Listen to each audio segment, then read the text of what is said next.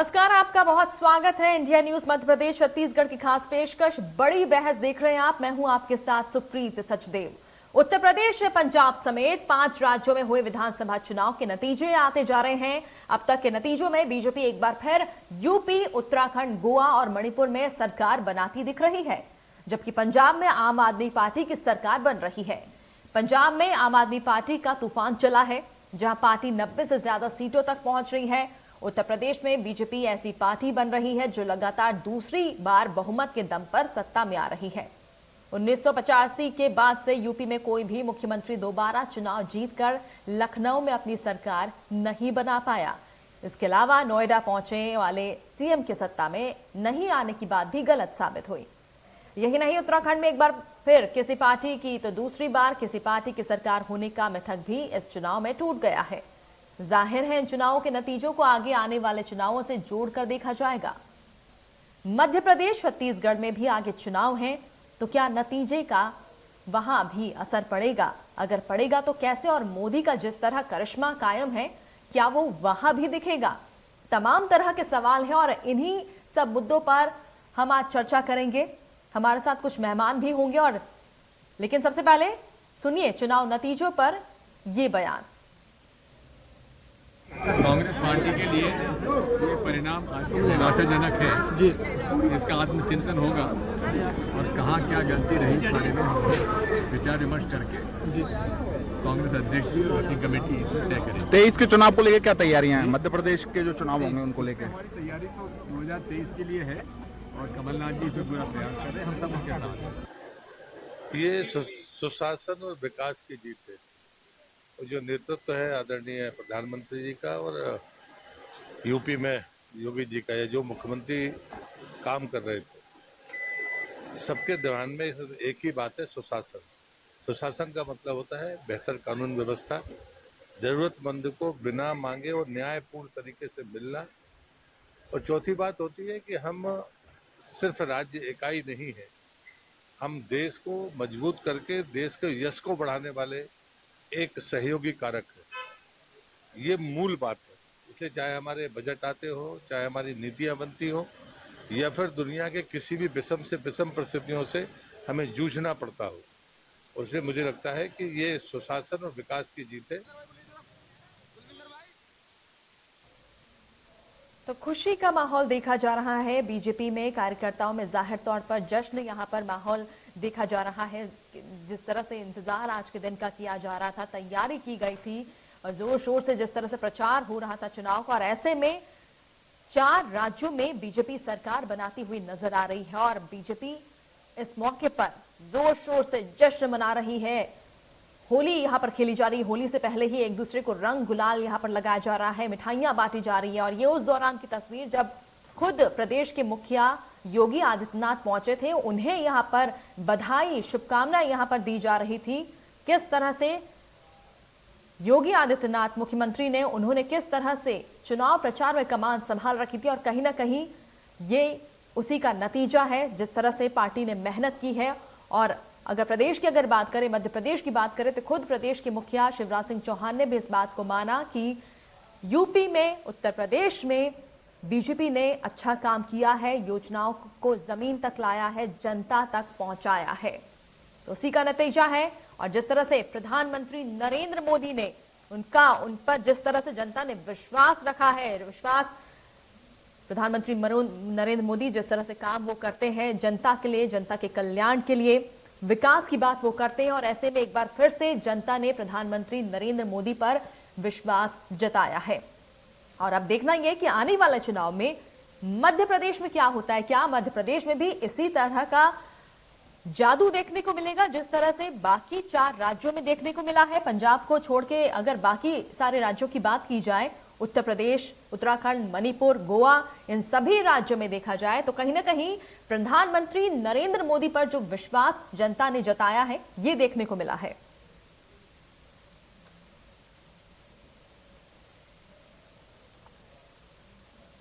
और चलिए अपने डिबेट की शुरुआत करते हैं। हमारे साथ खास पैनल जुड़ रहा है। सबसे पहले हमारे साथ कांग्रेस के प्रवक्ता योगेश गुप्ता हमारे साथ जुड़ रहे हैं और साथ ही बीजेपी प्रवक्ता गीत धीर है हमारे साथ। आप दोनों का बहुत बहुत स्वागत है। सबसे पहले गीत धीर, मैं आपके तरफ आना चाहूंगी 4 राज्यों में बीजेपी सरकार बनाती हुई नजर आ रही है, पंजाब को अगर छोड़ दिया जाए तो। ऐसे में अब मध्य प्रदेश की बारी है, आने वाले दिनों में चुनाव यहां होने हैं। क्या लगता है प्रधानमंत्री नरेंद्र मोदी पर जिस तरह से जनता ने विश्वास जताया है, मध्य प्रदेश में इसी तरह का जादू दिखेगा? निश्चित रूप से। देखिए, जब हम विकास की बात करते हैं तो भाजपा का नाम आज देश में सबसे पहले आता है, और ये तो पूरा विश्व जानता है कि विश्व की सबसे बड़ी पार्टी भाजपा बन चुकी है। भारतीय जनता पार्टी ने कार्य धरातल पर उतर के किया है। हमारा जो पार्टी का कार्य है वो अंत्योदय को ध्यान में रखते हुए है, लेकिन इसके साथ में एक वो वृक्ष है, आप उसको देखें कि वो कितना ऊपर जा रहा है, इस पे हमारा ध्यान नहीं है, लेकिन हमारी धरातल पे हमारी पकड़ कैसी है, हमारी जड़ें कैसी हैं, इस पे हमारा ज्यादा ध्यान रहता है। कहने का तात्पर्य है कि हम हर वर्ग के हर व्यक्ति को ध्यान में रखते हुए चलते हैं कि उसका विकास हो पाए। अगर राष्ट्र की कोई नीतियां हैं तो वो उस तक के पहुंच पाए जिससे उसका लाभ हो पाए, देश उन्नति करे, प्रदेश उन्नति करे। जब हमारे सारे प्रदेश उन्नति करेंगे तभी तो हमारा राज्य जो है विश्व में सबसे नंबर 1 पे आ पाएगा, जिसके लिए हम अग्रसर हो चुके हैं। इसी को ध्यान में रखते हुए आगे भी हम काम करेंगे।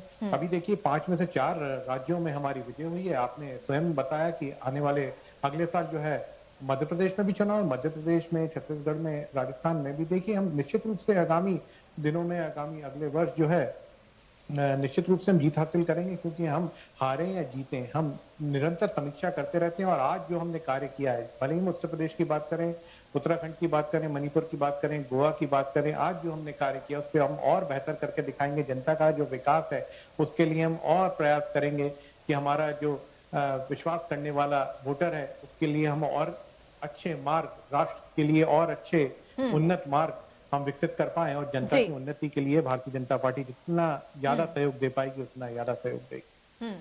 चलिए, मैं योगेश गुप्ता जी का रुख कर लेती हूँ। योगेश गुप्ता जी, कांग्रेस की अब क्या प्लानिंग होगी? क्योंकि जिस तरह से खुद राहुल गांधी ने, यहाँ तक कि रणदीप सुरजेवाला के भी बयान आया था, दोनों ने इस बात को स्वीकारा कि हम हार को स्वीकार करते हैं, आगे धरातल पर जाकर और काम करने की जरूरत है। इन सारी बातों को उन्होंने जिक्र किया। ऐसे में अगर मध्य प्रदेश की अगर बात करें, मध्य प्रदेश को लेकर कोई प्लानिंग, कोई रणनीति कांग्रेस की? देखिए सुप्रीत जी, निश्चित रूप से मध्य प्रदेश ही नहीं, छत्तीसगढ़ और राजस्थान, 3 प्रदेशों के चुनाव से पहले गुजरात और कर्नाटक के भी चुनाव होने हैं। तो इन 5 राज्यों के चुनाव पर कांग्रेस पार्टी का फोकस होगा, और जय पराजय सब जनता का जनादेश से होती है। जनता लोकतंत्र में जयकारा जिसका बोलती है वो सत्ता पर आसूड़ होता है। विश्व की सबसे बड़ी पार्टी भारतीय जनता पार्टी है, जैसा कि मेरे साथी प्रवक्ता ने कहा, मैं उनको बधाई देता हूँ कि आज की जीत के ऊपर। लेकिन आश्चर्य किंतु विचित्र बात यह है, जिससे आप सम्मानित मीडिया इनकार नहीं कर पाएंगे, कि महंगाई जैसा मुद्दा, पेट्रोल डीजल गैस की बढ़ती हुई कीमतें, किसान आंदोलन, बेरोजगारी 45 वर्ष में सर्वाधिक, बावजूद इसके जनता ने इनको मैंडेट दिया। आश्चर्यचकित कर देने वाला है। अविश्वसनीय तो नहीं, लेकिन विश्वास भी बड़ी मुश्किल से करना होगा, क्योंकि जनता ने जनादेश दिया है। इसमें आत्ममंथन, चिंतन, मनन निश्चित रूप से कांग्रेस के शीर्ष नेतृत्व को, प्रदेश नेतृत्व को करना पड़ेगा। लेकिन मेरा निवेदन आपके चैनल के माध्यम से जनता जनार्दन से भी, कि वो भी आत्मविश्लेषण करें कि क्या भारत की राजनीति इसी सिर्फ एक मुद्दे पर चलेगी। आज जितनी भी दैनिक उपभोग की चीजें हैं वो सब पॉकेट से बाहर है। बेरोजगारी, रोजगार नहीं चाहिए क्या हमारे युवाओं को? कैसे देश तरक्की करेगा? क्या हमारा किसान खुशहाल नहीं बनना चाहिए? तो यही बात तो कांग्रेस पार्टी ने उठाई अपने आम सभाओं में। जनता जनार्दन के विषय को उठाकर हम मैदान में पहुंचे। ठीक है, जनता ने सिरे से इन सारे मुद्दों को खारिज कर दिया, क्योंकि आज के परिणाम ये साबित कर। चलिए, वो इसी सवाल का जवाब मैं गीत धीर जी से ले लेती हूँ। गीत धीर जी, कई सारे मुद्दे हैं जिन मुद्दों को लेकर कांग्रेस पार्टी सामने आती है, विपक्ष का सामना सरकार को यहाँ पर करना है। क्या लगता है, क्या कैसे, कितनी बड़ी चुनौती से देखते हैं आप? माननीय योगेश जी जो हैं बड़े भाई जैसे हैं, लेकिन आज के दिन तो योगेश जी ऐसी बातें मत करिए, क्योंकि जनता ने मैंडेट दिया है। और बेरोजगारी की जो बात कर रहे हैं तो देखिए, जब आप बेरोजगारी की बात कर रहे हैं तो 60 लाख नौकरियां इस वर्ष सरकारी 16 लाख रुपये स्टार्टअप के माध्यम से, जो कि माननीय मोदी जी हमारे प्रधानमंत्री आदरणीय जो है उनके द्वारा शुरू की गई स्टार्टअप की योजनाएं जो है उसके माध्यम से 6 लाख प्राइवेट नौकरियां इस साल मिल रही हैं।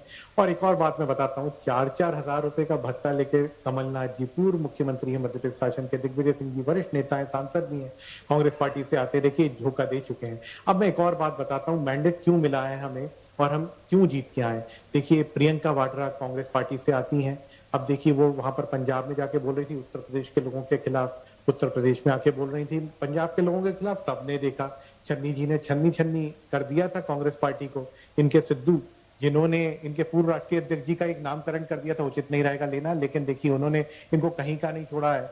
अब मैं ये मानता हूं कि इनको धरातल पे कार्य करना चाहिए, लेकिन वो भी अब बहुत लेट हो चुके हैं, क्योंकि देखिए राजस्थान का एक पैटर्न है और पैटर्न के अनुसार अगर आप देखें तो वहां से बाहर होने ही वाले हैं, क्योंकि वहां पे भी कोई उल्लेखनीय कार्य नहीं है। पेट्रोल डीजल की जो बातें कर रहे हैं, वहां पर सबसे अधिक महंगा पेट्रोल डीजल और बिजली के भी कीमतें हैं, उसके ऊपर बहुत विशेष ध्यान देना पड़ेगा कांग्रेस को। अब केवल और केवल 2 राज्य यानी राजस्थान और छत्तीसगढ़ में कांग्रेस पार्टी बची है, तो इसके लिए कांग्रेस पार्टी को सतर्क होकर जनता को ध्यान में रखते हुए जनता के हितों के लिए कार्य करना पड़ेगा। हम तो चाहते हैं, हमारे लिए राष्ट्र प्रथम है, हमारी जो नीति है भारतीय जनता पार्टी की, उसके लिए राष्ट्र प्रथम, पार्टी दूसरे नंबर पे आती, तीसरे नंबर पे हम या हमारे परिवारजन आते हैं। लेकिन देखिए कांग्रेस पार्टी में परिवारजन को पहले लगाया गया, तभी तो एक जो है परिवार, गांधी परिवार, उसका देखिए साथ और उसका मोह जो है वो छूट नहीं रहा है सत्ता से, और वो दरकिनार करते हुए माँ बेटे और जीजा जी जो है पूरी पार्टी को तितर बितर कर दिया। बिल्कुल, और मुख्यमंत्री शिवराज सिंह चौहान ने भी इसी तरह का बयान आज दिया है। आज कैबिनेट की बैठक के दौरान उन्होंने ये कहा है कि अब तुष्टीकरण की राजनीति नहीं चलेगी, जातिवाद से अब यहाँ से जनता का विश्वास अब उठ चुका है। मुझे लगता है योगेश गुप्ता जी कुछ यहाँ पर कहना चाहते हैं, आप कोई जवाब देना चाहते हैं योगेश गुप्ता जी?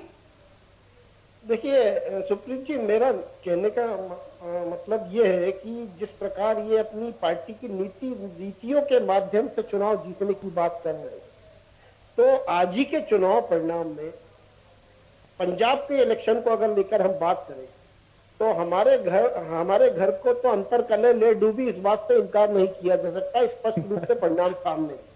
लेकिन वहीं एक आम आदमी पार्टी जिसने न केवल दिल्ली से 10 साल से कांग्रेस पार्टी वरन भारतीय जनता पार्टी जैसी विश्व की सबसे बड़ी तथाकथित पार्टी को भी बाहर कर रखा है, और पंजाब में उसने इन दोनों पार्टियों के साथ साथ शिरोमणि अकाली दल को भी बाहर कर दिया।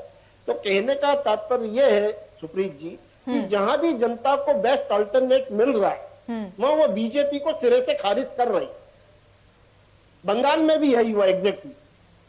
तो आगे आने वाले जो 5 राज्यों के चुनाव है जो मैंने गिनाए हैं, छत्तीसगढ़, मध्य प्रदेश, राजस्थान, गुजरात और कर्नाटक, ये निश्चित रूप से मील का पत्थर साबित होने वाले हैं। ये मिशन 2024 के पहले का सही मायने में सेमीफाइनल कहलाए।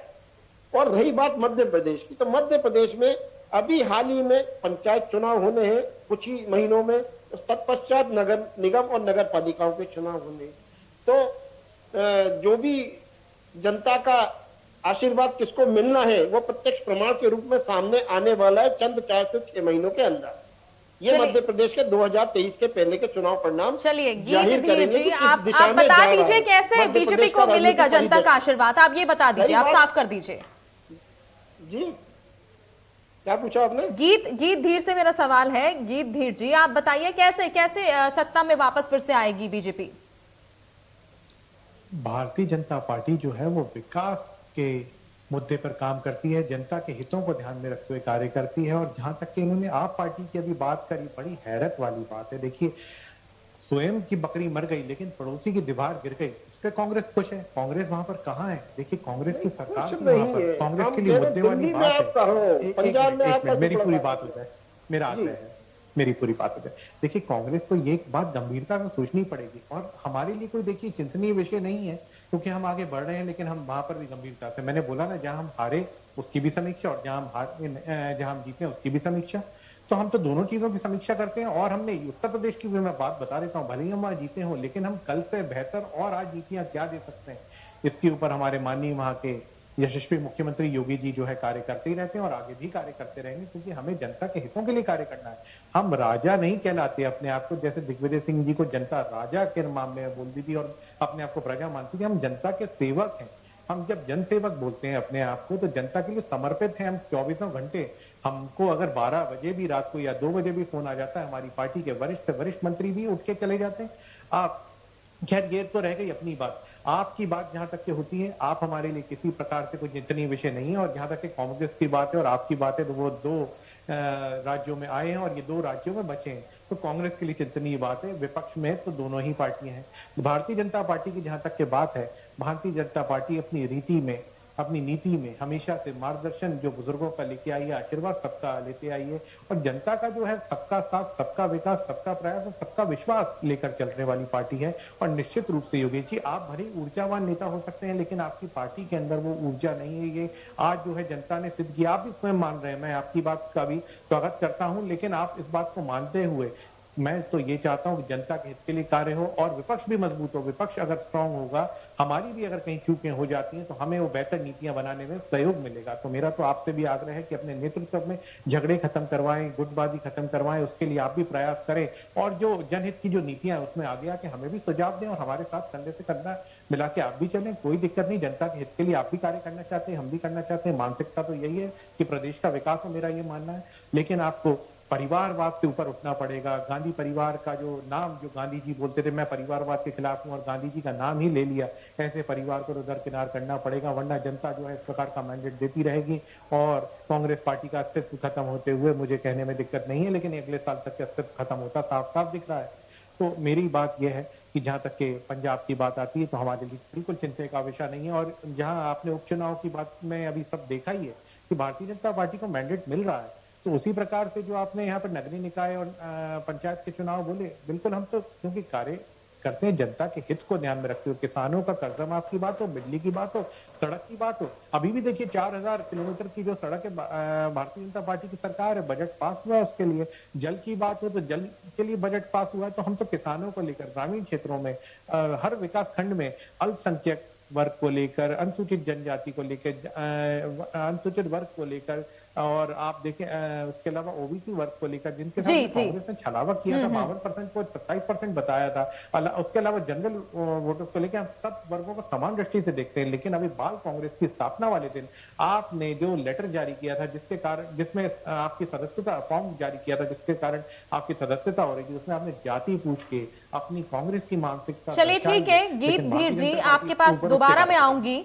योगेश गुप्ता यहाँ पर कुछ कहना चाहते हैं, शायद वो आपकी बात का जवाब यहाँ देना चाहते हैं। जी देखिए, सबका विनाश और अर्थव्यवस्था का सत्यानाश करने वाली भारतीय जनता पार्टी की कथनी और करनी में फर्क है। हमारी अर्थव्यवस्था आज विश्व की 50 के अंदर आ गई, जबकि एक डॉक्टर मनमोहन सिंह के समय में ये विश्व में हमारी चौथे नंबर की बड़ी अर्थव्यवस्था कहलाती थी। आज भारत की जीडीपी -82.9 है। तो ये किसी से छुपा नहीं है, केवल एक ही मुद्दा काम करा है उत्तर प्रदेश में और उत्तराखंड में। तो उस मुद्दे पर अगर जनता इनको मैंडेट दे रही है, तो ये जरूरी नहीं है कि आगामी जो राज्यों में होने वाले चुनाव है वह जनता जनार्दन इनको इसी प्रकार का मैंडेट देगी।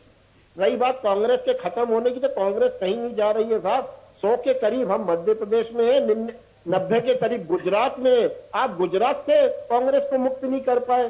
पिछले 10 सालों से मोदी जी नारा दे रहे कांग्रेस मुक्त भारत। आप गुजरात जैसे स्टेट में हमारे 90 विधायक हैं। आगामी समय में आने वाले में हम गुजरात में सरकार बनाकर दिखाएंगे। तो देखिए, जनता जनार्दन होती है। लोकतंत्र में मैं जनता का अभिवादन करूंगा निश्चित रूप से।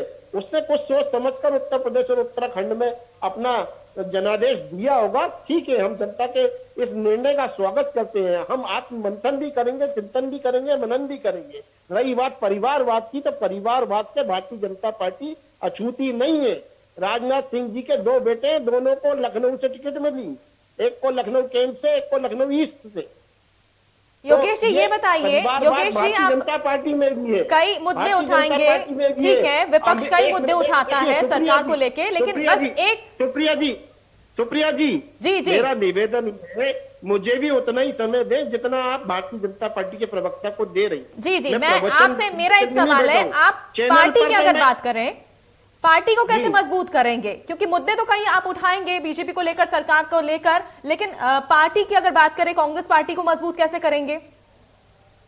कांग्रेस पार्टी को मजबूत करने के यथासंभव प्रयास किए जा रहे हैं। हम घर घर जन जागरण अभियान के माध्यम से जनता से जुड़ रहे हैं, हर बूथ को मजबूत कर रहे हैं। मंडलम सेक्टर हमारा मजबूत हो चुका है। 2018 विधानसभा चुनाव से वो यथावत मजबूती की ओर अग्रसर है। तो मध्य प्रदेश और छत्तीसगढ़ और राजस्थान का इन्होंने बोला कि वहाँ वैकल्पिक सरकारें बनती है, कभी रिपीट नहीं होती। उत्तर प्रदेश उत्तराखंड में भी यही होता था, हुई ना रिपीट। तो जरूरी नहीं है कि गहलोत जी दोबारा रिपीट नहीं मानेंगे। तो ये अगर मगर किंतु परंतु का सवाल नहीं उठता है। और परिवारवाद, जय शाह ने कौन सा क्रिकेट खेला था जो बीसीसीआई का सचिव बना हुआ है? तो ये परिवारवाद भारतीय जनता पार्टी में भी है। परिवारवाद एक बड़ा मुद्दा नहीं है। उत्तर प्रदेश में और उत्तराखंड में मुद्दा कौन सा था और क्या काम किया वो आप लोगों से भी नहीं छुपा हूं। चलिए ठीक है, गीत धीर जी आप क्या कहना चाहते हैं, बताएं। देखिए, कांग्रेस को बहुत सारी बातें समझनी पड़ेंगी। इच्छा शक्ति की सबसे पहले आवश्यकता होती है। कांग्रेस के पास इच्छा शक्ति दिखती नहीं है। मैंने तो स्वयं बोला मैं चाहता हूं कि कार्य करें, बट अभी भी उन्होंने मंडल को स्ट्रॉन्ग करेंगे, हम बूथ को स्ट्रॉन्ग करेंगे, अच्छी बात है, लेकिन कैसे करेंगे ये नहीं बताया। करेंगे ये मालूम है। तो देखिए, रास्ता भी आपको चुनना पड़ेगा और रास्ते पे कार्य। मेरा आग्रह, मेरी बात पूरी सुन लिया, मैं बीच में नहीं बोला था। तो देखिए, आपको रास्ता कैसे चलना, खैर ये आपकी दिक्कत है और आपकी परेशानी है, क्योंकि जनता आपको जवाब देती आ रही है। मेरा ये मानना है कि कांग्रेस ये नारा लगाना छोड़ दे कि हम सबसे पुरानी बातें, क्योंकि अब वो बची नहीं है कहीं पे भी। और हम जब 2 लोग थे केवल संसद में, तब भी हमने संघर्ष नहीं छोड़ा था और आगे भी हम संघर्ष जारी रखेंगे। एक बात और बहुत महत्वपूर्ण है, कांग्रेस को इस बात का बहुत ध्यान रखना चाहिए। मेरी ये सलाह नहीं है, लेकिन मेरे जनता के प्रति जो रुझान जो आए हैं जनता के माध्यम से, उसको देखते हुए लग रहा है कि इनको बरगलाने की राजनीति छोड़ देनी चाहिए, एक वर्ग से दूसरे वर्ग को लड़ाने की, जैसे ये कांग्रेस पार्टी के लोग जो हैं पंजाब में कर रहे थे, उत्तर प्रदेश में कर रहे थे, क्योंकि उसके कारण देश टूटता और देश को खंडित कर देगी खंडित पार्टी। और एक और बात उन्होंने बोली कि कांग्रेस मुक्त का नारा हमने नहीं दिया, लेकिन निश्चित रूप से मेरा ये मानना। देखिए, मेरे पास समय काफी कम है। बहुत बहुत शुक्रिया आप दोनों का हमारे साथ जुड़ने के लिए, अपनी बात हम तक पहुंचाने के लिए। तो 4 राज्यों में तो जिस तरह से बीजेपी लगातार बढ़त बनाती हुई दिख रही है, सरकार बनाती हुई दिख रही है, लेकिन देखना अब ये है कि मध्य प्रदेश में आने वाले चुनाव में किस तरह से बीजेपी आगे परफॉर्म करती है। इसी के साथ खास पेशकश फिलहाल इतना ही। नमस्कार।